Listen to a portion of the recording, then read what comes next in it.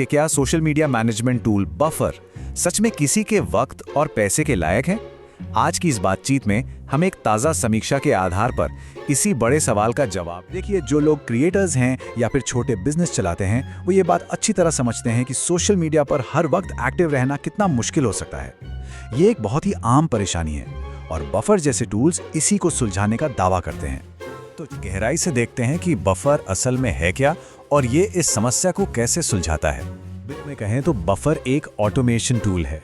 ये अलग अलग सोशल मीडिया अकाउंट्स पर पोस्टिंग को बहुत आसान बना देता है।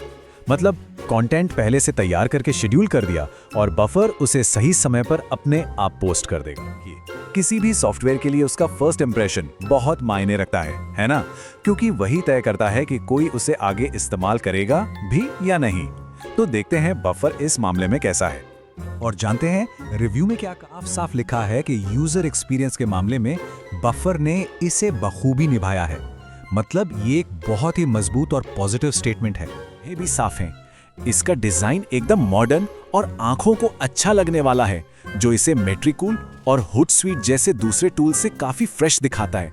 और सबसे बढ़िया बात यह है कि ये पुराने पोस्ट्स को अपने आप एक कैलेंडर में सेट कर देता है, जिससे पूरी कंटेंट स्ट्रैटेजी का एक क्लियर व्यू मिल जाता है। ठीक है, पर असली सवाल तो ये है कि क्या ये सच में काम करता है?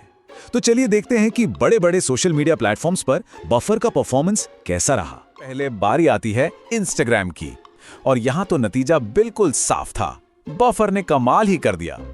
ये स्लाइड बिल्कुल साफ कर देती है। देखिए, एक तरफ जहां मेट्रिकूल जैसे प्रतिस्पर्धी को वीडियो फाइल साइज में दिक्कतें आ रही थीं, वहीं बफर ने बिना किसी रुकावट के काम किया। ये तो बहुत बड़ी जीत है ना? तो अब देखते हैं लिंक्डइन और एक्स का क्या हाल है। तो हाँ, यहाँ भी परफॉर्मेंस काफी अच्छी रही, बस एक छोटी सी बात को छोड़कर। पोस्टिंग में तो कोई दिक्कत नहीं काम करती है, लेकिन हाँ, लिंक्डइन की एक टेक्निकल लिमिटेशन है। आप सिर्फ उन्हीं लोगों या कंपनियों को मेंशन कर सकते हैं जो आपको फॉलो करते हैं। तो ये बात ध्यान में रखने वाली है। अब आते हैं उस प्लेटफॉर्म पर थोड़ा लड़खड़ा गया और वो है टिकटॉक। तो यहाँ पर समझने वाली कि अगर टिकटॉक पर कैप्शंस की फॉर्मेटिंग और स्टाइलिंग बहुत जरूरी है तो शायद बफर सही चॉइस नहीं है। मतलब बेसिक शेड्यूलिंग तो हो जाएगी, पर जो क्रिएटिव टच है वो चला जाएगा। कहानी YouTube शॉर्ट्स के साथ भी है। जब शॉर्ट्स को शेड्यूल करने की बात आई तो रिव्यू में कुछ बड़ी कमियां सामने आई। यहाँ रिलेटेड वीडियोस ऐड कर सकते हैं और ना ही कस्टम थंबनेल लगा सकते हैं। हाँ, एक बात जरूर है, ये जो थंबनेल वाली प्रॉब्लम है ना, ये सिर्फ बफर की नहीं है। ये असल में YouTube की तरफ से ही एक रेस्ट्रिक्शन है जो सभी शेड्यूलिंग एप्स पर लागू होती है। प्लेटफॉर्म स्पेसिफिक इश्यूज के अलावा भी कुछ और जनरल लिमिटेशंस हैं जिनके बारे में जानना जरूरी है। बड़ी दिक्कतें थीं। पहला, इसका पोस्ट करने का सबसे अच्छा समय वाला फीचर, जो रिव्यू के हिसाब से महीनों तक पैसे देने के बाद भी कभी चला ही नहीं। और दूसरा, YouTube एनालिटिक्स के लिए आपको बफर से बाहर सीधे YouTube स्टूडियो पर ही जाना पड़ेगा।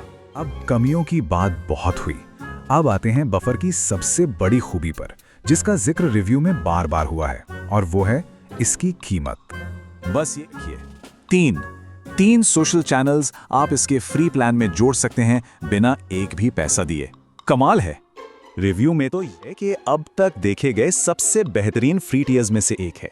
सोचिए, किसी टूल के लिए इतनी बड़ी बात कहना, ये वाकई में। और यहाँ देखिए इसका प्राइसिंग स्ट्रक्चर कितना साफ सुथरा है। आप फ्री प्लान से शुरू कर सकते हैं और जैसे जैसे जरूरत बढ़े वैसे वैसे अपग्रेड कर सकते हैं। सब कुछ सामने है, कोई हिडन कॉस्ट्स नहीं। सब कुछ देखने के बाद, सारे प्रोज एंड कॉन्स को समझने के बाद, आखिर में रिव्यू का फाइनल वर्डिक्ट क्या था? फैसला बिल्कुल साफ है। रिव्यू में कहा गया है, अगर आप एक छोटे बिजनेस हैं तो कंटेंट शेड्यूल करने के लिए बफर से आगे देखने की जरूरत ही नहीं है। मतलब बिल्कुल सीधी और साफ सिफारिश। तो आखिर में सवाल फिर वहीं आकर रुकता है। इस सारी जानकारी को देखने के बाद क्या बफर किसी की सोशल मीडिया की समस्या को हल करने के लिए सही टूल है? ये फैसला तो अपनी अपनी जरूरतों को देखकर ही करना होगा।